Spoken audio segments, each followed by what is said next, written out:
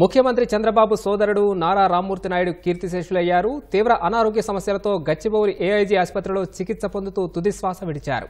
మరింత సమాచారం మా ప్రతినిధి కృష్ణను అడిగి తెలుసుకుందాం.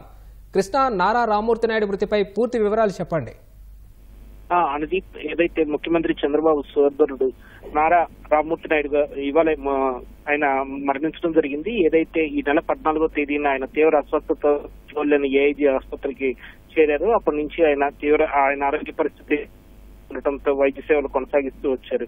ఈ మధ్యాహ్నం 12:45 ఆయన మృతి చెందినట్లు ఆసుపత్రి వర్గాల్లో తెలిపాయి. ఏదైతే ఆయన పరిస్థితి విషమంగా ఉందని తెలిసిన వెంటనే మంత్రి నారా లోకేష్ అసెంబ్లీ నుంచి హుటాహుటిన బయలుదేరి హైదరాబాద్ కూడా వెళ్లడం జరిగింది. అటు ముఖ్యమంత్రి చంద్రబాబు కూడా ఇవాళ ఢిల్లీ పర్యటన ముగించుకుని మహారాష్ట్రలో ఎన్నికల ప్రచారానికి వెళ్లాల్సి ఉంది. ఆయన కూడా తన పర్యటన రద్దు చేసుకుని హుటాహుటిన ఢిల్లీ నుంచి హైదరాబాద్ కు బయలుదేరారు. మరి కాసేపట్లోనే ముఖ్యమంత్రి చంద్రబాబు కూడా హైదరాబాద్ ఏఐజీ ఆసుపత్రికి చేరుకోనున్నారు.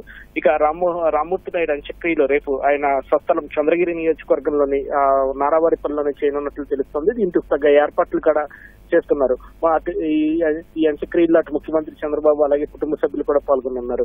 మొత్తంగా చూస్తే కనుక రామ్మూర్తి నాయుడు మొత్తంగా 3 సార్లు సార్వత్రిక ఎన్నికల్లో పోటీ చేశారు. ఏదైతే తెలుగుదేశం అభ్యర్థిగా 94, 99 ఎన్నికల్లో పోటీ చేశారు. 94 ఎన్నికల్లో ఆయన తెలుగుదేశం అభ్యర్థిగా ఎమ్మెల్యేగా గెలుపొందడం కూడా జరిగింది. 99 ఎన్నికల్లో ఆయన ఓడిపోయారు. అలాగే 2004లో స్వతంత్ర అభ్యర్థిగా కూడా ఆయన ఎమ్మెల్యే చంద్రగిరి స్థానం నుంచి పోటీ చేయడం జరిగింది. ఆ సమయంలో కూడా ఓడిపోయారు. ఆ తర్వాత నుంచి ఆయన రాజకీయాలకు దూరంగా ఉంటూ వచ్చారు.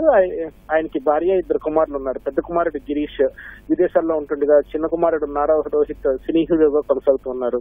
మొత్తం మీద ఇటు రామ్మూర్తి నాయుడు మృతి పట్ల అటు తెలుగుదేశం పార్టీ నేతలు కానీ అలాగే నాయకులు కానీ తీవ్ర దిగ్భ్రాంతి వ్యక్తం చేశారు. మంత్రులు కూడా ఆయన మృతికి సంతాపం ప్రకటిస్తూ కుటుంబ సభ్యులకు తమ సానుభూతి తెలియజేస్తున్నారు.